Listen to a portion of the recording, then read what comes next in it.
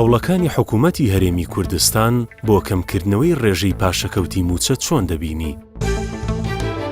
من وەکو گەنجێک دەستخۆشی لەو هەنگاوی حکومەت دەکەم بەڕاستی ئەو هەنگاوە خزمەت بە موچەخۆران و بە تایبەتی تینی مامۆستایان دەکات. هیوادارم لە داهاتوودا سیستەمی پاشەکەوت نەمێنێت. ئەو سیستەمەی حکومەتی هەرێمی کوردستان کە لە بۆ پاشەکەوت دەیناوە بەڕاستی سیستەمێکی زۆر باشە.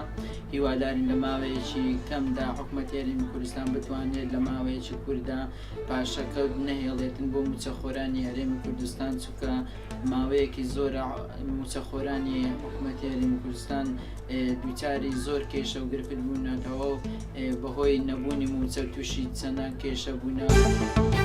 ڕاستی پێویست بە ئەم هەنگاوە زووتر بڕیاری لەسەر درابایە، چونکە ژیان و گوزارانی خەڵک لە بارودۆخێکی زۆر خراپدایە، بۆی پێویستە بە زووترین کات شتێک بە ناوی پاشەکەوت لە موچەدا نەمێنێت.